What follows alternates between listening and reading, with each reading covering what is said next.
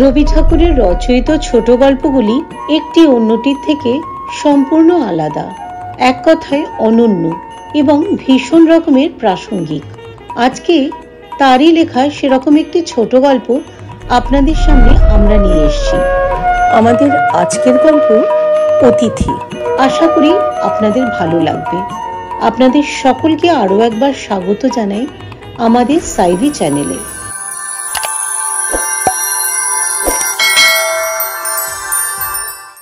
তোমার নাম কি? আমার নাম তারাপদ। আহা, কাহার বাছা? ঘর ছাড়িয়া পলাইয়া আসিয়াছে। চারু, আমার বাসিটা ভাঙছো কেন? বেশ করছি, খুব করছি। ইংরেজি শিখবে? আমিও ইংরেজি শিখিব। কি সোনা, খবর কি? মাসি কেমন আছে? এই সোনা, তুই পড়ার সময় গোল করতে এসছিস? আমি এখনই বাবাকে গিয়ে বলে দেব। তোমার দুটি পায়ে পড়ি, আর আমি এমন করব না। পাত্রের জন্য তুমি অত খোঁজ করে বেড়াচ্ছ কেন? তারাপদ ছেলেটি তো বেশ। শ্রাবণ মাসে বিবাহের শুভ দিন স্থির করিয়া মতিবাবু তাহার মা ও ভাইদের আনিতে পাঠাইলেন।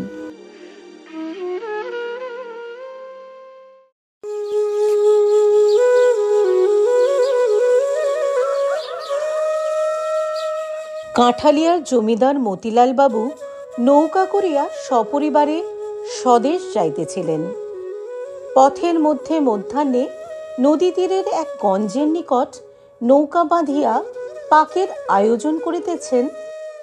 এমন সময় এক ব্রাহ্মণ বালক আসিয়া জিজ্ঞাসা করিল, বাবু, তোমরা যাচ্ছ কোথায়? প্রশ্নকর্তার বয়স 15-16 অধিক হইবে না। মতিবাবু উত্তর করিলেন, কাঁঠালে। ব্রাহ্মণ বালক কহিল, আমাকে পথের মধ্যে নন্দীগায়ে নামিয়ে দিতে পারো? বাবু সম্মতি প্রকাশ করিয়া জিজ্ঞাসা করিলেন, তোমার নাম কি? ব্রাহ্মণ বালক কহিল, আমার নাম তারাপদ। গৌরবর্ণ ছেলেটিকে বড় সুন্দর দেখিতে, বড় বড় চক্ষু এবং হাস্যময় ওষ্ঠাধরে একটি সুললিত সৌকুমার্য প্রকাশ পাইতেছে। পরিধানে একখানি মলিন ধুতি, অনাবৃত দেহখানি সর্বপ্রকার বাহুল্য বর্জিত। কোনো শিল্পী যেন বহু যত্নে নিখুঁত নিটল করিয়া গড়িয়া দিয়াছেন, যেন সে পূর্বজন্মে তাপস বালক ছিল এবং নির্মল তপস্যার প্রভাবে তাহার শরীর হইতে শরীরাংশ বহুল পরিমাণে ক্ষয় হইয়া একটি সম্মার্জিত ব্রাহ্মণ্যশ্রী পরিস্ফুট হইয়া উঠিয়াছে। মতিলাল বাবু তাহাকে পরম স্নেহভরে কহিলেন, বাবা, তুমি স্নান করে এসো, এইখানেই আহারাদি হবে। তারাপদ বলিল, রসুন। বলিয়া তৎক্ষণাৎ অসংকোচে রন্ধনের আয়োজনে যোগদান করিল। মতিলাল বাবুর চাকরটা ছিল হিন্দুস্তানি। মাছ কাটা প্রভৃতি কার্যে তাহার তেমন পটুতা ছিল না। তারাপদ তাহার কাজ নিজে লইয়া অল্পকালের মধ্যে সুসম্পন্ন করিল এবং 2-1টা তরকারিও অভ্যস্ত নৈপুণ্যের সহিত রন্ধন করিয়া দিল। পাক কার্য শেষ করিয়া তারাপদ নদীতে স্নান করিয়া বোঁচকা খুলিয়া একটি শুভ্র বস্ত্র পরিল। একটি ছোট কাঠের কাঁকই লইয়া মাথার বড় বড় চুল কপাল হইতে তুলিয়া গ্রীবার উপর ফেলিল এবং মার্জিত পৈতার গোছা বক্ষে বিলম্বিত করিয়া নৌকায় মতিবাবুর নিকট গিয়া উপস্থিত হইল। মতিবাবু তাহাকে নৌকার ভিতরে লইয়া গেলেন। সেখানে মতিবাবুর স্ত্রী এবং তাহার নবমবর্ষীয়া এক কন্যা বসিয়াছিলেন।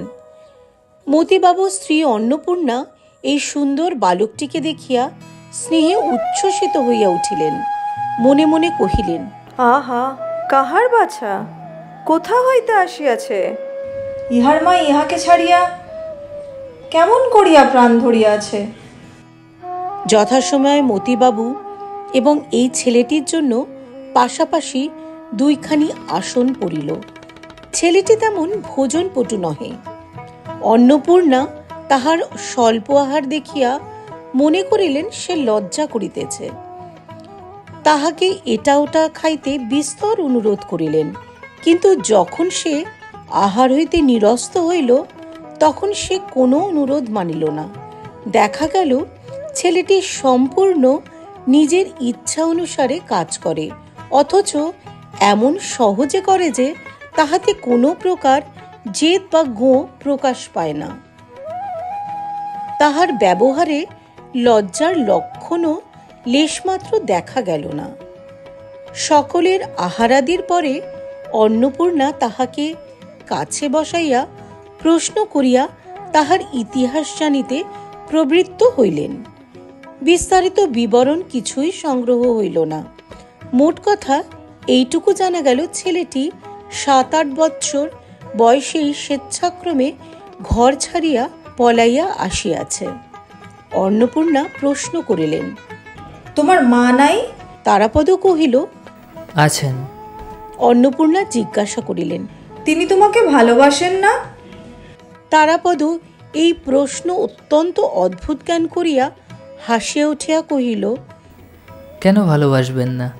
অন্নপূর্ণা প্রশ্ন করিলেন, তবে তুমি তাকে ছেড়ে এলে যে? তারাপদ কহিল, তার আরও 4টি ছেলে এবং 3টি মেয়ে আছে। অন্নপূর্ণা বালকের এই অদ্ভুত উত্তরে ব্যথিত হইয়া কহিলেন, ও মা, সে কি কথা? 5টি আঙ্গুল আছে বলে কি একটি আঙ্গুল ত্যাগ করা যায়? তারাপদর বয়স অল্প, তাহার ইতিহাসও সেই পরিমাণ সংক্ষিপ্ত, কিন্তু ছেলেটি সম্পূর্ণ নূতনতর। সে তাহার পিতামাতার 4র্থ পুত্র, শৈশবেই পিতৃহীন হয়। বহু সন্তানের ঘরেও তারাপদ সকলের অত্যন্ত আদরের ছিল। মা, ভাই, বোন এবং পাড়ার সকলেরই নিকট হইতে সে অজস্র স্নেহ লাভ করিত। এমনকি গুরু মহাশয়ও তাহাকে মারিত না, মারিলেও বালকের আত্মীয়পর সকলেই তাহাতে বেদনাবোধ করিত। এমন অবস্থায় তাহার গৃহত্যাগ করিবার কোনোই কারণ ছিল না। যে উপেক্ষিত রোগা ছেলেটা সর্বদাই চুরি করা গাছের ফল এবং গৃহস্থ লোকেদের নিকট তাহার চতুর্গুণ প্রতিফল খাইয়া বেড়ায়, সেও তাহার পরিচিত গ্রাম সীমার মধ্যে তাহার নির্যাতনকারিণী মার নিকট পড়িয়া রহিল। আর এই সমস্ত গ্রামের এই আদরের ছেলে একটি বিদেশি যাত্রার দলের সহিত মিলিয়া অকাতর চিত্তে গ্রাম ছাড়িয়া পলায়ন করিল। সকলে খোঁজ করিয়া তাহাকে গ্রামে ফিরাইয়া আনিল। তাহার মা তাহাকে বক্ষে চাপিয়া ধরিয়া অশ্রু জলে আর্দ্র করিয়া দিল। তাহার বোনেরা কাঁদিতে লাগিল। তাহার বড় ভাই পুরুষ অভিভাবকের কঠিন কর্তব্য পালন উপলক্ষে তাহাকে মৃদু রকম শাসন করিবার চেষ্টা করিয়া অবশেষে অনুতপ্ত চিত্তে বিস্তর প্রশ্রয় এবং পুরস্কার দিল। পাড়ার মেয়েরা তাহাকে ঘরে ঘরে ডাকিয়া প্রচুরতর আদর এবং বহুতর প্রলোভনে বাধ্য করিতে চেষ্টা করিল, কিন্তু বন্ধন, এমনকি স্নেহবন্ধনও তাহার সহিল না। তাহার জন্ম নক্ষত্র তাহাকে গৃহহীন করিয়া দিয়াছে। সে যখনই দেখিত নদী দিয়া বিদেশি নৌকা গুণ টানিয়া চলিয়াছে, গ্রামের বৃহৎ অশ্বত্থ গাছের তলে দূরদেশ হইতে এক সন্ন্যাসী আসিয়া আশ্রয় লইয়াছে, অথবা বেদেরা নদী তীরের পতিত মাঠে ছোট ছোট চাটাই বাঁধিয়া বাখারি ছড়িয়ে লইয়া চাঙারি নির্মাণ করিতে বসিয়াছে, তখন অজ্ঞাত বহিঃপৃথিবীর স্নেহহীন স্বাধীনতার জন্য তাহার চিত্ত অশান্ত হইয়া উঠিত। উপরে উপরে 2-3 বার পলায়নের পর তার আত্মীয়বর্গ এবং গ্রামের লোক তাহার আশা পরিত্যাগ করিল। প্রথমে সে একটা যাত্রার দলের সঙ্গ লইয়াছিল। অধিকারী যখন তাহাকে পুত্র নির্বিশেষে স্নেহ করিতে লাগিল এবং দলস্থ ছোট বড় সকলেরই যখন সে প্রিয় পাত্র হইয়া উঠিল, এমনকি যে বাড়িতে যাত্রা হইত সে বাড়ির অধ্যক্ষগণ বিশেষত পুরো মহিলাবর্গ যখন বিশেষ রূপে তাহাকে আহ্বান করিয়া সমাদর করিতে লাগিল, তখন একদিন সে কাহাকেও কিছু না বলিয়া কোথায় নিরুদ্দেশ হইয়া গেল। তাহার আর সন্ধান পাওয়া গেল না। তারাপদ হরিণ শিশুর মতোই বন্ধন ভীরু। আবার হরিণেরই মতো সঙ্গীত মুগ্ধ। যাত্রার গানেই তাহাকে প্রথম ঘর হইতে বিভাগী করিয়া দেয়। গানের সুরে তাহার সমস্ত শিরার মধ্যে অনুকম্পন এবং গানের তালে তাহার সর্বাঙ্গে আন্দোলন উপস্থিত হইত। যখন সে নিতান্ত শিশু ছিল তখন সঙ্গীত সভায় সে যেরূপ সংযত গম্ভীর বয়স্কভাবে আত্মবিস্মৃত হইয়া বসিয়া বসিয়া দুলিত দেখিয়া প্রবীণ লোকেরা হাস্য সংবরণ করাও দুঃসাধ্য হইত। কেবল সঙ্গীত কেন, গাছের ঘন পল্লবের উপর যখন শ্রাবণের বৃষ্টিধারা পড়িত, আকাশে মেঘ ডাকিত, অরণ্যের ভিতর মাতৃহীন দ্বৈত শিশুর ন্যায় বাতাস ক্রন্দন করিতে থাকিত, তখন তাহার চিত্ত যেন উচ্ছৃঙ্খল হইয়া উঠিত। নিস্তব্ধ দ্বীপ্রহরে বহুদূরে আকাশ হইতে চিলের ডাক, বর্ষার সন্ধ্যায় ভেকের কলরব, গভীর রাত্রে শৃগালের চিৎকার ধ্বনি সকলে তাহাকে উতলা করিত। এই সঙ্গীতের মোহে আকৃষ্ট হইয়া সে অনতিবিলম্বে এক পাঁচালীর দলের মধ্যে গিয়া প্রবিষ্ট হইল। দলাধ্যক্ষ তাহাকে পরম যত্নে গান শিখাইতে এবং পাঁচালী মুখস্থ করাইতে প্রবৃত্ত হইল। আপন বক্ষপীরের পাখির মতো প্রিয় গান করিয়া স্নেহ করিতে লাগিল। পাখি কিছু কিছু গান শিখিল এবং একদিন প্রত্যুষে উড়িয়া চলিয়া গেল। শেষবার সে এক জিমন্যাস্টিক্সের দলে জুটিয়াছিল। জ্যৈষ্ঠ মাসের শেষ ভাগ হইতে আষাঢ় মাসের অবসান পর্যন্ত এই অঞ্চলে স্থানে স্থানে পর্যায়ক্রমে বারোয়ারির মেলা হইয়া থাকে। তদুপলক্ষে 2-3 দল যাত্রা, পাঁচালী, কবি, নর্তকী এবং নানাবিধ দোকান নৌকাযোগে ছোট ছোট নদী উপনদী দিয়া এক মেলা অন্তে অন্য মেলায় ঘুরিয়া বেড়ায়। গত বৎসর হইতে কলিকাতার এক ক্ষুদ্র জিমন্যাস্টিক্সের দল এই পর্যটনশীল মেলার আমোদ চক্রের মধ্যে যোগ দিয়াছিল। তারাপদ প্রথমত নৌকারোহী দোকানির সহিত মিলিয়া মিশিয়া মেলায় পানের খিলি বিক্রয়ে ভার লইয়াছিল। পরে তাহার স্বাভাবিক কৌতূহল বশত এই জিমন্যাস্টিকের আশ্চর্য ব্যায়াম নৈপুণ্যে আকৃষ্ট হইয়া এই দলে প্রবেশ করিয়াছিল। তারাপদ নিজে নিজে অভ্যাস করিয়া ভালো বাঁশি বাজাইতে শিখিয়াছিল।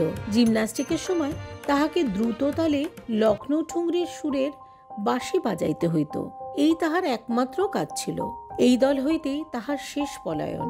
সে শুনিয়াছিল নন্দীগ্রামে জমিদার বাবুরা মহা সমারোহে এক শখের যাত্রা খুলিতেছেন। শুনিয়া সে তাহার ক্ষুদ্র বোঁচকাটি লইয়া নন্দীগ্রামে যাত্রার আয়োজন করিতেছিল। এমন সময় মতিবাবুর সহিত তাহার সাক্ষাৎ হয়। আহারান্তে নৌকা ছাড়িয়া দিল। অন্নপূর্ণা পরম স্নেহে এই ব্রাহ্মণ বালককে তাহার ঘরের কথা, তাহার আত্মীয় পরিজনের সংবাদ জিজ্ঞাসা করিতে লাগিলেন। তারাপদ অত্যন্ত সংক্ষেপে তাহার উত্তর দিয়া বাহিরে আসিয়া পরিত্রাণ লাভ করিল। বাহিরে বর্ষার নদী পরিপূর্ণতার শেষ রেখা পর্যন্ত ভরিয়া উঠিয়া আপন আত্মহারা উদ্দাম চাঞ্চল্যে প্রকৃতি মাতাকে যেন উদ্বিগ্ন করিয়া তুলিয়াছিল। সমস্তই যেন সজীব স্পন্দিত প্রগল্ভ আলোকে উদ্ভাসিত নবীনতায় সুচিক্কণ প্রাচুর্যে পরিপূর্ণ। তারাপদ নৌকার ছাদের উপরে পালের ছায়ায় গিয়া আশ্রয় লইল। নৌকার ছাদের উপরে গিয়া তারাপদ ক্রমশ দাড়ি মাঝিদের সঙ্গে গল্প জড়িয়া দিল। মাঝে মাঝে আবশ্যক মতে মাল্লাদের হাত হইতে লগি লইয়া নিজেই ঠেলিতে প্রবৃত্ত হইল। মাঝির যখন তামাক খাইবার আবশ্যক তখন সে গিয়া হাল ধরিল। যখন সেদিকে পাল ফিরানো আবশ্যক সমস্ত সে দক্ষতার সহিত সম্পন্ন করিয়া দিল। সন্ধ্যার প্রাক্কালে অন্নপূর্ণা তারাপদকে ডাকিয়া জিজ্ঞাসা করিলেন, রাত্রে তুমি কি খাও? তারাপদ কহিল, যা পাই তাই খাই, সকল দিন খায়ও না। এই সুন্দর ব্রাহ্মণ বালকটির আতিথ্য গ্রহণে উদাসীন্য অন্নপূর্ণাকে ঈষৎ পীড়া দিতে লাগিল। তাহার বড় ইচ্ছা খাওয়াইয়া পড়াইয়া এই গৃহচ্যুত পান্থ বালকটিকে পরিতৃপ্ত করিয়া দেন, কিন্তু কিসে যে তাহার পরিতোষ হইবে তাহার কোনো সন্ধান পাইলেন না। অন্নপূর্ণা চাকরদের ডাকিয়া গ্রাম হইতে দুধ মিষ্টান্ন প্রভৃতি ক্রয় করিয়া আনিবার জন্য ধুমধাম বাধাইয়া দিলেন। তারাপদ যথা পরিমাণে আহার করিল। কিন্তু দুধ খাইল না। মৌন স্বভাব মতিলাল বাবুও তাহাকে দুধ খাইবার জন্য অনুরোধ করিলেন। সে বলিল, আমার ভালো লাগে না। নদীর উপর 2-3 দিন গেল। তারাপদ রাঁধাবাড়া, বাজার করা হইতে নৌকা চালনা পর্যন্ত সকল কাজেই স্বেচ্ছা ও তৎপরতার সহিত যোগ দিল। যে কোনো দৃশ্য তাহার চোখের সম্মুখে আসে, তাহার প্রতি তারাপদর সকৌতূহল দৃষ্টি ধাবিত হয়। মতিলালবাবু চিরপ্রথা মতো একদিন সন্ধ্যাবেলায় তাহার স্ত্রী কন্যাকে রামায়ণ পড়িয়া শুনাইতেছিলেন। কুশলবের কথার সূচনা হইতেছিল। এমন সময় তারাপদ উৎসাহ সংবরণ করিতে না পারিয়া নৌকার ছাদের উপর হইতে নামিয়া আসিয়া কহিল, বই রাখুন, আমি কুশলবের গান করি, আপনারা শুনে যান। এই বলিয়া সেই কুশলবের পাঁচালি আরম্ভ করিয়া দিল। বাঁশির মতো সুমিষ্ঠ পরিপূর্ণ স্বরে দাশুরায়ের অনুপ্রাস ক্ষিপ্র বেগে বর্ষণ করিয়া চলিল। দাঁড়ি মাঝি সকলেই দ্বারের কাছে আসিয়া ঝুঁকিয়া পড়িল। হাস্য, করুণা এবং সঙ্গীতে সেই নদী তীরের সন্ধ্যাকাশে এক অপূর্ব রসস্রোত প্রবাহিত হইতে লাগিল। দুই নিস্তব্ধ তটভূমি কৌতূহলী হইয়া উঠিল। পাশ দিয়া যে সকল নৌকা চলিতেছিল তাহাদের আরোহীগণ ক্ষণকালের জন্য উৎকণ্ঠিত হইয়া সেই দিকে কান দিয়া রহিল। যখন শেষ হইয়া গেল, সকলেই ব্যথিত চিত্তে দীর্ঘ নিঃশ্বাস ফেলিয়া ভাবিল, ইহারই মধ্যে শেষ হইল কেন? সজল নয়না অন্নপূর্ণার ইচ্ছা করিতে লাগিল ছেলেটিকে কোলে বসাইয়া বক্ষে চাপিয়া তাহার মস্তক আঘ্রাণ করেন। মতিলালবাবু ভাবিতে লাগিলেন, এই ছেলেটিকে যদি কোনো মতে কাছে রাখিতে পারি তবে পুত্রের অভাব পূর্ণ হয়। কেবল ক্ষুদ্র বালিকা চারুশশীর অন্তর্করণ ঈর্ষা ও বিদ্বেষে পরিপূর্ণ হইয়া উঠিল। চারুশশী তাহার পিতামাতার একমাত্র সন্তান, তাহাদের পিতৃমাতৃ স্নেহের একমাত্র অধিকারিণী। তাহার খেয়াল এবং জেদের অন্ত ছিল না। খাওয়া, কাপড় পরা, চুল বাঁধা সম্বন্ধে তাহার নিজের স্বাধীন মত ছিল, কিন্তু সে মতের কিছু মাত্র স্থিরতা ছিল না। যেদিন কোথাও নিমন্ত্রণ থাকিত সেদিন তাহার মায়ের ভয় হইত, পাছে মেয়েটির সাজসজ্জা সম্বন্ধে একটা অসম্ভব জেদ ধরিয়া বসে। যদি দৈবাত একবার চুল বাঁধাটা তাহার মনের মতো না হইল, তবে সেদিন যতবার চুল খুলিয়া যত রকম করিয়া বাঁধিয়া দেওয়া যাক না কেন, কিছুতেই তাহার মন পাওয়া যাইবে না। অবশেষে মহা কান্নাকাটির পালা পড়িয়া যাইবে। সকল বিষয়েই তাহার এই রূপ। আবার এক এক সময় চিত্ত যখন প্রসন্ন থাকে তখন কিছুতেই তাহার কোনো আপত্তি থাকে না। তখন সে অতিমাত্রায় ভালোবাসা প্রকাশ করিয়া তাহার মাকে জড়াইয়া ধরিয়া চুম্বন করিয়া হাসিয়া বকিয়া একেবারে অস্থির করিয়া তোলে। এই ক্ষুদ্র মেয়েটি একটি দুর্ভেদ্য প্রহেলিকা। এই বালিকা তাহার দুর্বোধ্য হৃদয়ের সমস্ত বেগ প্রয়োগ করিয়া মনে মনে তারাপদকে সুতীব্র বিদ্বেষে তাড়না করিতে লাগিল। পিতামাতাকেও সর্বতোভাবে উত্তেজিত করিয়া তুলিল। আহারের সময় রোদনমুখী হইয়া ভোজনের পাত্র ঠেলিয়া ফেলিয়া দেয়। রন্ধন তাহার রুচিকর বোধ হয় না। দাসীকে মারে, সকল বিষয়ে অকারণ অভিযোগ করিতে থাকে। তারাপদ বিদ্যাগুলি যতই তাহার এবং অন্য সকলের মনোরঞ্জন করিতে লাগিল, ততই যেন তাহার রাগ বাড়িয়া উঠিল। তারাপদর যে কোনো গুণ আছে ইহা স্বীকার করিতে তাহার মন বিমুখ হইল। অথচ তাহার প্রমাণ যখন প্রবল হইতে লাগিল, তাহার অসন্তোষের মাত্রাও উচ্চে উঠিল। তারাপদ যেদিন কুশলবের গান করিল, সেদিন অন্নপূর্ণা মনে করিলেন সঙ্গীতে মনের পশু বশ হয়। আজ বোধ হয় আমার মেয়ের মন গলিয়াছে। তাহাকে জিজ্ঞাসা করিলেন, চারু, কেমন লাগলো? সে কোনো উত্তর না দিয়া অত্যন্ত প্রবল বেগে মাথা নাড়িয়া দিল। এই ভঙ্গিটিকে ভাষায় তর্জমা করিলে এইরূপ দ্বারায় কিছুমাত্র ভালো লাগে নাই এবং কোনো কালে ভালো লাগিবে না। চারুর মনে ঈর্ষার উদয় হইয়াছে বুঝিয়া তাহার মাতা চারুর সম্মুখে তারাপদর প্রতি স্নেহ প্রকাশ করিতে বিরত হইলেন। সন্ধ্যার পর যখন সকাল সকাল খাইয়া চারু শয়ন করিত, তখন অন্নপূর্ণা নৌকা কক্ষের দ্বারের নিকট আসিয়া বসিতেন এবং মতিবাবু ও তারাপদ বাহিরে বসিয়া এবং অন্নপূর্ণার অনুরোধে তারাপদ গান আরম্ভ করিত। তাহার গানে যখন নদী তীরের বিশ্রাম নিরতা গ্রামশ্রী সন্ধ্যার বিপুল অন্ধকারে মুগ্ধ নিস্তব্ধ হইয়া রহিত এবং অন্নপূর্ণার কোমল হৃদয়খানি স্নেহে ও সৌন্দর্য রসে উচ্ছ্বলিত হইয়া থাকিত, তখন হঠাৎ চারু দ্রুত পদে বিছানা ছাড়িয়া উঠিয়া আসিয়া সরোদনে বলিত, মা, তোমরা কি গোল করছো? আমার ঘুম হচ্ছে না।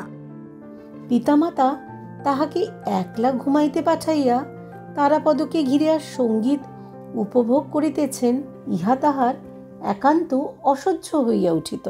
এই দৃপ্ত কৃষ্ণনয়না বালিকার স্বাভাবিক সুতীব্রতা তারাপদর নিকটে অত্যন্ত কৌতুকজনক বোধ হইত। সে ইহাকে গল্প শুনাইয়া, গান গাহিয়া, বাঁশি বাজাইয়া বশ করিতে অনেক চেষ্টা করিল, কিন্তু কিছুতেই কৃতকার্য হইল না। কেবল তারাপদ মধ্যাহ্নে যখন নদীতে স্নান করিতে নামিত, পরিপূর্ণ জলরাশির মধ্যে গৌরবর্ণ সরল তনুদেহখানি নানা সন্তরণ ভঙ্গিতে অবলীলাক্রমে সঞ্চালন করিয়া তরুণ জলদেবতার মতো শোভা পাইত, তখন বালিকার কৌতূহল আকৃষ্ট না হইয়া থাকিত না। শেষে সময়টির জন্য প্রতীক্ষা করিয়া থাকিত, কিন্তু আন্তরিক আগ্রহ কাহাকেও জানিতে দিত না। এবং এই অশিক্ষাপটু অভিনেত্রী পশমের গলাবন্ধ বোনা এক মনে অভ্যাস করিতে করিতে মাঝে মাঝে যেন অত্যন্ত উপেক্ষা ভরে কটাক্ষে তারাপদর সন্তরণ লীলা দেখিয়া লইত। নন্দীগ্রাম কখন ছাড়াইয়া গেল তারাপদ তাহার খোঁজ লইল না। অত্যন্ত মৃদুমন্দ গতিতে বৃহৎ নৌকাখানা কখনো পাল তুলিয়া, কখনো গুণ টানিয়া নানা নদীর শাখা প্রশাখার ভিতর দিয়া চলিতে লাগিল।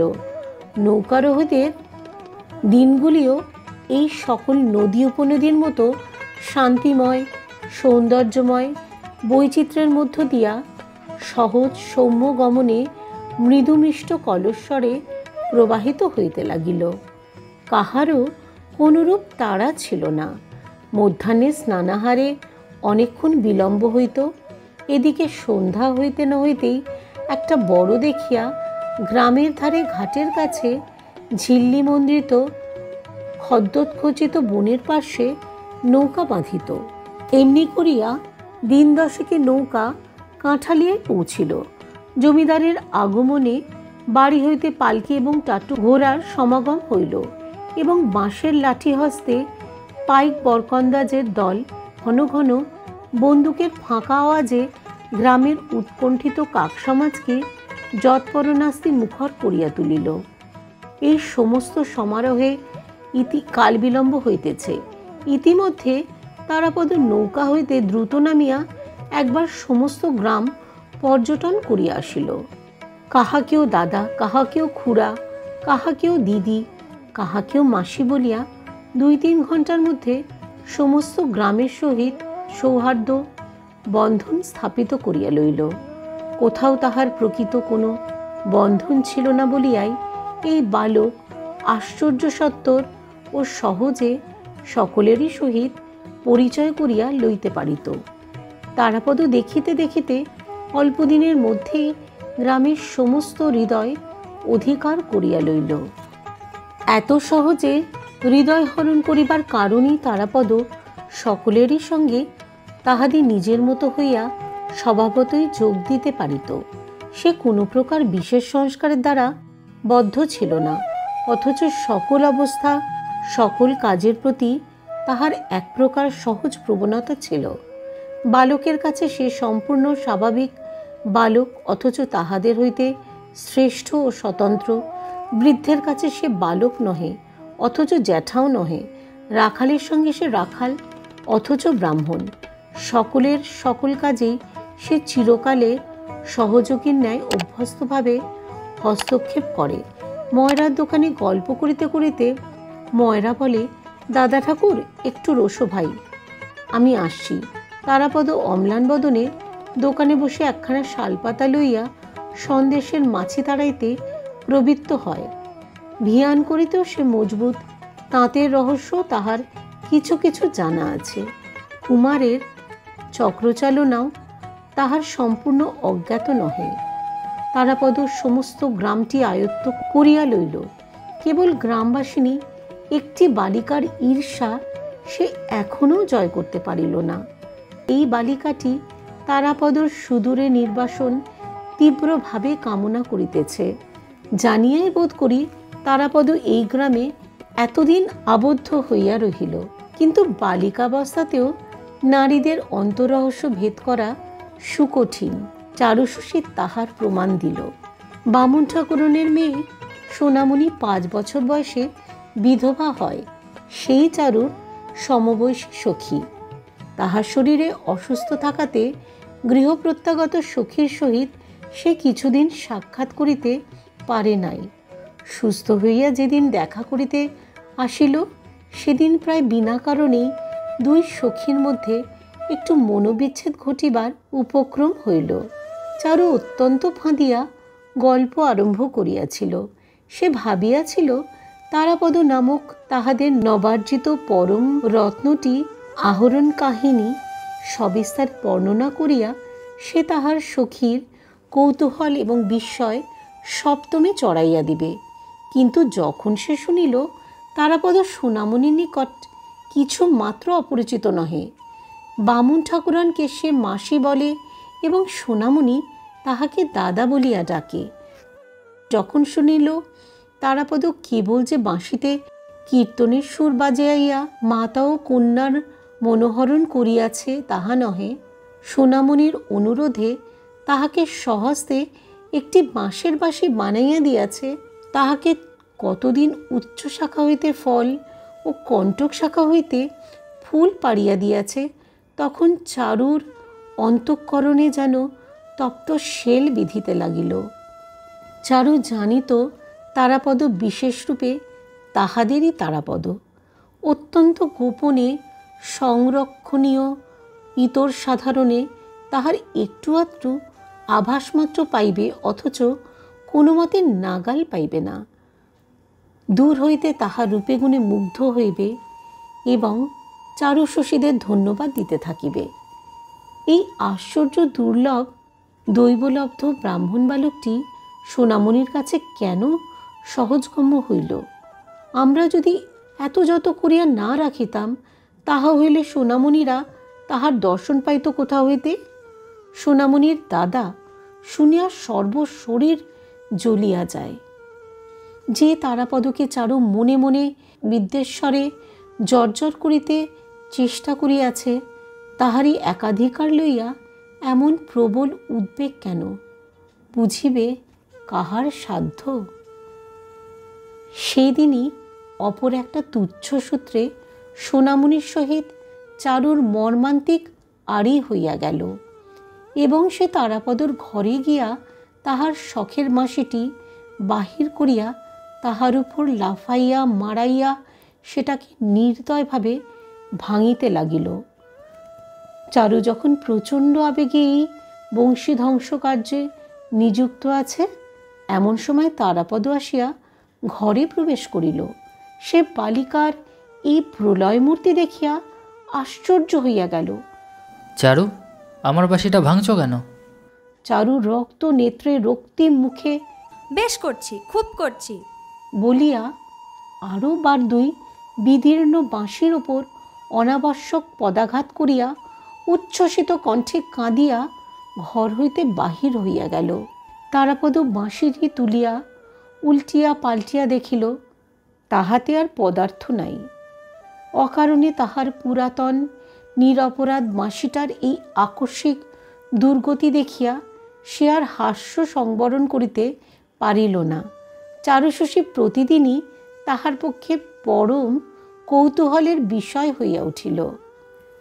তাহার আরেকটি কৌতূহলের ক্ষেত্র ছিল মতিলাল বাবুর লাইব্রেরিতে ইংরাজি ছবির বইগুলি। বাহিরের সংসারের সহিত তাহার যথেষ্ট পরিচয় হইয়াছে, কিন্তু এই ছবির জগতে সে কিছুতেই ভালো করিয়া প্রবেশ করিতে পারে নাই। কল্পনার দ্বারা আপনার মনে অনেকটা পূরণ করিয়া লইত, কিন্তু তাহাতে মন কিছুতেই তৃপ্ত মানিত না। ছবির বইয়ের প্রতি তারাপদর এই আগ্রহ দেখিয়া মতিলালবাবু বলিলেন, ইংরেজি শিখবে? তাহলে এই সমস্ত ছবির মানে বুঝতে পারবে। তারাপদ তৎক্ষণাৎ বলিল, হ্যাঁ, শিখব। মতিবাবু খুব খুশি হইয়া গ্রামের এন্ট্রান্স স্কুলের হেডমাস্টার রামরতন বাবুকে প্রতিদিন সন্ধ্যাবেলায় এই বালকের ইংরাজি অধ্যাপনা কার্যে নিযুক্ত করিয়া দিলেন। তারাপদ তাহার প্রখর স্মরণশক্তি এবং অখণ্ড মনোযোগ লইয়া ইংরাজি শিক্ষায় প্রবৃত্ত হইল। সে যেন এক নূতন দুর্গম রাজ্যের মধ্যে ভ্রমণে বাহির হইল। পুরাতন সংসারের সহিত কোনো সম্পর্ক রাখিল না। পাড়ার লোকেরা আর তাহাকে দেখিতে পাইল না। যখন সে সন্ধ্যার পূর্বে নির্জন নদী তীরে দ্রুত বেগে পদচারণ করিতে করিতে পড়া মুখস্থ করিত, তখন তাহার উপাসক বালক সম্প্রদায় দূর হইতে ক্ষুণ্ণ চিত্তে সসম্ভ্রমে তাহাকে নিরীক্ষণ করিত। তাহার পাঠে ব্যাঘাত করিতে সাহস করিত না। চারুও আজকাল তাহাকে বড় একটা দেখিতে পাইত না। পূর্বে তারাপদ অন্তঃপুরে গিয়া অন্নপূর্ণা স্নেহদৃষ্টির সম্মুখে বসিয়া আহার করিত, কিন্তু তদুপলক্ষে প্রায় মাঝে মাঝে কিছু বিলম্ব হইয়া যাইত বলিয়া সে মতিবাবুকে অনুরোধ করিয়া বাহিরে আহারের বন্দোবস্ত করিয়া লইল। ইহাতে অন্নপূর্ণা ব্যথিত হইয়া আপত্তি প্রকাশ করিয়াছিলেন, কিন্তু মতিবাবু বালকের অধ্যয়নের উৎসাহে অত্যন্ত সন্তুষ্ট হইয়া এই নূতন ব্যবস্থার অনুমোদন করিলেন। এমন সময় চারুও হঠাৎ জিদ ধরিয়া বসিল, আমিও ইংরেজি শিখিব। তাহার পিতামাতা তাহাদের খামখেয়ালি কন্যার এই প্রস্তাবটিকে প্রথমে পরিহাসের বিষয় জ্ঞান করিয়া স্নেহমিশ্রিত হাস্য করিলেন, কিন্তু কন্যাটি এই প্রস্তাবের পরিহাস্য অংশটুকুকে প্রচুর অশ্রুজলধারায় অতি শীঘ্রই নিঃশেষে ধৌত করিয়া ফেলিয়াছিল। অবশেষে স্নেহদুর্বল নিরুপায় অভিভাবকদ্বয় বালিকার প্রস্তাবে গম্ভীরভাবে গ্রাহ্য করিলেন। চারু মাস্টারের নিকট তারাপদর সহিত একত্র অধ্যয়নে নিযুক্ত হইল, কিন্তু পড়াশোনা করা এই অস্থির চিত্ত বালিকার স্বভাব সঙ্গত ছিল না। সে নিজে কিছু শিখিল না, কেবল তারাপদর অধ্যয়নে ব্যাঘাত করিতে লাগিল। সে পিছাইয়া পড়ে, পড়া মুখস্থ করে না, কিন্তু তবু কিছুতেই তারাপদর পশ্চাৎবর্তী হইয়া থাকিতে চাহে না। তারাপদ তাহাকে অতিক্রম করিয়া নূতন পড়া লইতে গেলে সে মহা রাগারাগি করিত, এমনকি কান্নাকাটি করিতে ছাড়িত না। তারাপদ পুরাতন বই শেষ করিয়া নূতন বই কিনিলে তাহাকেও সেই নূতন বই কিনিয়া দিতে হইত। তারাপদ অবসরের সময় নিজে ঘরে বসে লিখিত এবং পড়া মুখস্থ করিত। ইহা সেই ঈর্ষাপরায়ণা কন্যাটির সহ্য হইত না। সে গোপনে তাহার লেখার খাতায় কালি ঢালিয়া আসিত, কলম চুরি করিয়া রাখিত, এমনকি বইয়ের যেখানে অভ্যাস করিবার সেই অংশটি ছিঁড়িয়া আসিত। তারাপদে বালিকার অনেক দৌরাত্ম্য সকৌতুকে সহ্য করিত, অসহ্য হইলে মারিত, কিন্তু কিছুতেই শাসন করিতে পারিত না। দৈবাৎ একটা উপায় বাহির হইল। একদিন বড় বিরক্ত হইয়া নিরুপায় তারাপদ তাহার মসিবিলুপ্ত লেখা খাতা ছিন্ন করিয়া ফেলিয়া গম্ভীর বিষণ্ণ মুখে বসিয়াছিল। চারু দ্বারের কাছে আসিয়া মনে করিল আজ মার খাইবে, কিন্তু তাহার প্রত্যাশা পূর্ণ হইল না। তারাপদ একটি কথা মাত্র না কহিয়া চুপ করিয়া বসিয়া রহিল। বালিকা ঘরের ভিতরে বাহিরে ঘুর ঘুর করিয়া বেড়াইতে লাগিল। বারংবার এত কাছে ধরা দিল যে তারাপদ ইচ্ছা করিলেই অনায়াসেই তাহার পৃষ্ঠে এক চপটাঘাত বসাইয়া দিতে পারিত, কিন্তু সে তাহা না দিয়া গম্ভীর হইয়া রহিল। বালিকা মহা মুশকিলে পড়িল। কেমন করিয়া ক্ষমা প্রার্থনা করিতে হয় সে বিদ্যা তাহার কোনো কালেই অভ্যাস ছিল না, অথচ অনুতপ্ত ক্ষুদ্র হৃদয়টি তাহার সহপাঠীর ক্ষমা লাভের জন্য একান্ত কাতর হইয়া উঠিল। অবশেষে কোনো উপায় না দেখিয়া ছিন্ন খাতার এক টুকরা লইয়া তারাপদর নিকটে বসিয়া খুব বড় বড় করিয়া লিখিল, আমি আর কখনো খাতায় কালি মাখাব না। লেখা শেষ করিয়া সে লেখার প্রতি তারাপদর মনোযোগ আকর্ষণের জন্য অনেক প্রকার চাঞ্চল্য প্রকাশ করিতে লাগিল। দেখিয়া তারাপদ হাস্য সংবরণ করিতে পারিল না, হাসিয়া উঠিল। তখন বালিকা লজ্জায় ক্রোধে ক্ষিপ্ত হইয়া ঘর হইতে দ্রুত বেগে ছুটিয়া বাহির হইয়া গেল। যে কাগজের টুকরায় সে স্বহস্তে দীনতা প্রকাশ করিয়াছে সেটা অনন্তকাল এবং অনন্ত জগৎ হইতে সম্পূর্ণ লোপ করিতে পারিলে তবে তাহার হৃদয়ের নিদারুণ ক্ষোভ মিটিতে পারিত। এদিকে সংকুচিত চিত্তে সোনামণি দুই একদিন অধ্যয়নশালার বাহিরে উঁকি ঝুঁকি মারিয়া ফিরিয়া চলিয়া গিয়াছে। সখী চারুশশীর সহিত তাহার সকল বিষয়ে হৃদ্যতা ছিল, কিন্তু তারাপদ সম্বন্ধে চারুকে সে অত্যন্ত ভয় এবং সন্দেহের সহিত দেখিত। চারু যে সময় অন্তঃপুরে থাকিত সেই সময়টি বাছিয়া সোনামণি সসংকোচে তারাপদর দ্বারের কাছে আসিয়া দাঁড়াইত। তারাপদ বই হইতে মুখ তুলিয়া সস্নেহে বলিত, কি সোনা, খবর কি? মাসি কেমন আছে? সোনামণি কহিত, অনেক দিন যাওনি, মা তোমাকে একবার যেতে বলেছে। মার কোমরে ব্যথা বলে দেখতে আসতে পারে না। এমন সময় হয়তো হঠাৎ চারু আসিয়া উপস্থিত। সোনামণি শশব ব্যস্ত। সে সপ্তমে চড়াইয়া চোখ মুখ ঘুরাইয়া বলিত, এই সোনা, তুই পড়ার সময় গোল করতে এসছিস? আমি এখনই বাবাকে গিয়ে বলে দেব। যেন তিনি নিজে তারাপদর একটি প্রবীণা অভিভাবিকা, তাহার পড়াশোনায় লেশমাত্র ব্যাঘাত না ঘটে, রাত্রিদিন ইহার প্রতি তাহার একমাত্র দৃষ্টি। কিন্তু সে নিজে কি অভিপ্রায়ে এই অসময়ে তারাপদর পাঠগৃহে আসিয়া উপস্থিত হইয়াছে তাহা অন্তর্যামীর অগোচর ছিল না, এবং তারাপদও তাহা ভালোরূপে জানিত। কিন্তু সোনামণি বেচারা ভীত হইয়া তৎক্ষণাৎ এক রাস মিথ্যা কৈফিয়ত সৃজন করিত। অবশেষে চারু যখন ঘৃণাভরে তাহাকে মিথ্যাবাদী বলিয়া সম্ভাষণ করিত, তখন সে লজ্জিত, শঙ্কিত, পরাজিত হইয়া ব্যথিত চিত্তে ফিরিয়া যাইত। দয়াদ্র তারাপদ তাহাকে ডাকিয়া বলিত, সোনা, আজ সন্ধ্যাবেলায় আমি তোদের বাড়ি যাব। চারু সর্পিনীর মতো ফোঁস করিয়া উঠিয়া বলিত, যাবে বই কি, তোমার পড়া করতে হবে না? আমি মাস্টারমশাইকে বলে দেব না?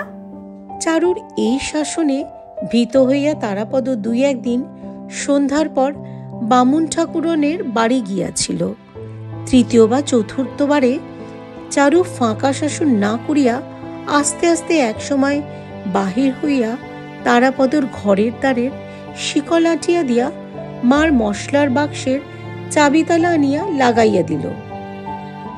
সমস্ত সন্ধেবেলা তারাপদকে এইরূপ বন্দি অবস্থায় রাখিয়া আহারের সময় দ্বার খুলিয়া দিল। তারাপদ রাগ করিয়া কথা কহিল না এবং না খাইয়া চলিয়া যাইবার উপক্রম করিল। তখন অনুতপ্ত ব্যাকুল বালিকা কর জোরে সানুনয়ে বারংবার বলিতে লাগিল, তোমার দুটি পায়ে পড়ি, আর আমি এমন করব না। তোমার দুটি পায়ে পড়ি, তুমি খেয়ে যাও। তাহাতেও যখন তারাপদ বশ মানিল না, তখন সে অধীর হইয়া কাঁদিতে লাগিল। তারাপদ সংকটে পড়িয়া ফিরিয়া আসিয়া খাইতে বসিল। চারু কতবার একান্ত মনে প্রতিজ্ঞা করিয়াছে যে সে তারাপদর সহিত সদ্ব্যবহার করিবে, আর কখনো তাহাকে মুহূর্তের জন্য বিরক্ত করিবে না। কিন্তু সোনামণি প্রভৃতি আর 5 জন মাঝে আসিয়া পড়াতে কখন তাহার কিরূপ মেজাজ হইয়া যায় কিছুতেই আত্মসংবরণ করিতে পারে না। কিছুদিন যখন উপরি উপরি সে ভালো মানুষে করিতে থাকে, তখনই একটা উৎকট আসন্ন বিপ্লবের জন্য তারাপদ সতর্কভাবে প্রস্তুত হইতে থাকে। আক্রমণটা হঠাৎ কি উপলক্ষে কোন দিক থেকে আসে কিছুই বলা যায় না। তাহার পরে প্রচণ্ড ঝড়, ঝড়ের পরে প্রচুর অশ্রুবাড়ি বর্ষণ, তাহার পরে প্রসন্ন স্নিগ্ধ শান্তি। এমন করিয়া প্রায় 2 বৎসর কাটিল। এত সুদীর্ঘকালের জন্য তারাপদ কখনো কাহারও নিকট ধরা দেয় নাই। বোধ করি পড়াশোনার মধ্যে তাহার মন এক অপূর্ব আকর্ষণে বদ্ধ হইয়াছিল। বোধ করি বয়োবৃদ্ধি সহকারে তাহার প্রকৃতির পরিবর্তন আরম্ভ হইয়াছিল এবং স্থায়ী হইয়া বসিয়া সংসারের সুখ স্বাচ্ছন্দ্য ভোগ করিবার দিকে তাহার মন পড়িয়াছিল। বোধ করি তাহার সহপাঠিকা বালিকার নিয়ত দৌরাত্ম্য চঞ্চল সৌন্দর্য অলক্ষিতভাবে তাহার হৃদয়ের উপর বন্ধন বিস্তার করিয়াছিল। এদিকে চারুর বয়স 11 উত্তীর্ণ হইয়া যায়। মতিবাবু সন্ধান করিয়া তাহার মেয়ের বিবাহের জন্য 2-3টি ভালো ভালো সম্বন্ধ আনিলেন। কন্যার বিবাহ বয়স উপস্থিত হইয়াছে জানিয়া মতিবাবু তাহার ইংরাজি পড়া এবং বাহিরে যাওয়া নিষেধ করিয়া দিলেন। এই আকস্মিক অপরোধে চারু ঘরের মধ্যে ভারী একটা আন্দোলন উপস্থিত করিল। তখন একদিন অন্নপূর্ণা মতিবাবুকে ডাকিয়া কহিলেন, পাত্রের জন্য তুমি অত খোঁজ করে বেড়াচ্ছ কেন? তারাপদ ছেলেটি তো বেশ, আর তোমার মেয়েরও ওকে পছন্দ হয়েছে। শুনিয়া মতিবাবু অত্যন্ত বিস্ময় প্রকাশ করিলেন। কহিলেন, সেও কি কখনো হয়? তারাপদর কুল শীল কিছুই জানা নেই। আমার একটি মাত্র মেয়ে, আমি ভালো ঘরে দিতে চাই। একদিন রায়ডাঙ্গার বাবুদের বাড়ি হইতে মেয়ে দেখিতে আসিল। চারুকে বেশভূষা পরাইয়া বাহির করিবার চেষ্টা করা হইল। সে শোবার ঘরের দ্বার রুদ্ধ করিয়া বসিয়া রহিল, কিছুতেই বাহির হইল না। মতিবাবু ঘরের বাহির হইতে অনেক অনুনয় করিলেন, ভর্ৎসনা করিলেন, কিছুতেই ফল হইল না। অবশেষে বাহিরে আসিয়া রায়ডাঙ্গার দূতবর্গের নিকট মিথ্যা করিয়া বলিতে হইল, কন্যার হঠাৎ অত্যন্ত অসুখ করিয়াছে, আজ আর দেখানো হইবে না। তাহারা ভাবিল মেয়ের বুঝি কোনো একটা দোষ আছে, তাই এরূপ চাতুরী অবলম্বন করা হইল। তখন মতিবাবু ভাবিতে লাগিলেন, তারাপদ ছেলেটি দেখিতে শুনিতে সকল হিসাবেই ভালো, উহাকে আমি ঘরেই রাখিতে পারিব। তাহা হইলে আমার একমাত্র মেয়েটি পরের বাড়ি পাঠাইতে হইবে না। ইহাও চিন্তা করিয়া দেখিলেন, তার অশান্ত অবাধ্য মেয়েটির দুরন্তপানা তাহাদের স্নেহের চক্ষে যতই মার্জনীয় বোধ হোক না হোক, শ্বশুর বাড়িতে কেহ সহ্য করিবে না। তখন স্ত্রী পুরুষে অনেক আলোচনা করিয়া তারাপদর দেশে তাহার সমস্ত কৌলিক সংবাদ সন্ধান করিবার জন্য লোক পাঠাইলেন। খবর আসিল যে বংশ ভালো, কিন্তু দরিদ্র।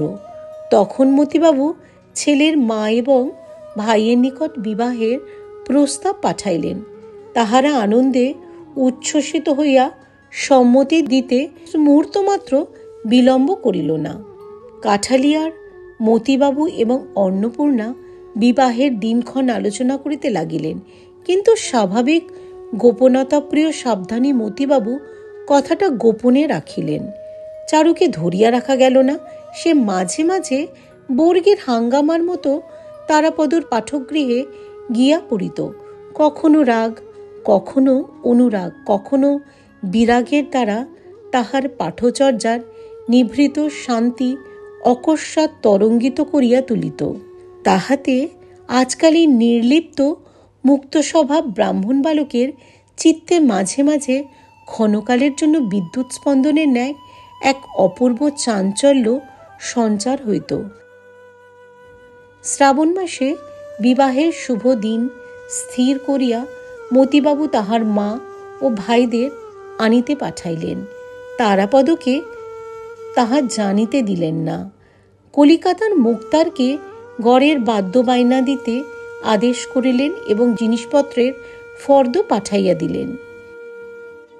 এই সময় কুরুলকাটায় নাগবাবুদের এলাকায় বিখ্যাত রথযাত্রার মেলা হইবে।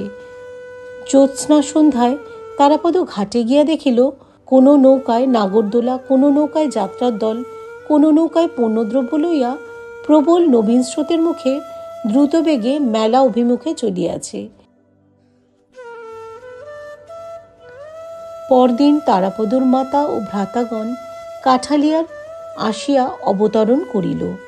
পরদিন কলকাতা হইতে বিবিধ সামগ্রীপূর্ণ 3খানা বড় নৌকা আসিয়া কাঠালিয়ায় জমিদারি কাছারির ঘাটে লাগিল এবং পরদিন অতিপ্রাতে সোনামণি কাগজে কিঞ্চিত আমসত্ত্ব এবং পাতার ঠোঙায় কিঞ্চিত আচার লইয়া ভয়ে ভয়ে তারাপদর পাঠকগৃহদ্বারে আসিয়া নিঃশব্দে দাঁড়াইল। কিন্তু পরদিন তারাপদকে দেখা গেল না। স্নেহ, প্রেম, বন্ধুত্বের ষড়যন্ত্রবন্ধন তাহাকে চারিদিক হইতে সম্পূর্ণরূপে ঘিরিবার পূর্বেই সমস্ত গ্রামের হৃদয়খানি চুরি করিয়া একদা বর্ষার মেঘান্ধকার রাত্রে এই ব্রাহ্মণ বালক আসক্তিবিহীন উদাসীন জননীর বিশ্ব পৃথিবীর নিকট চলিয়া গিয়াছে।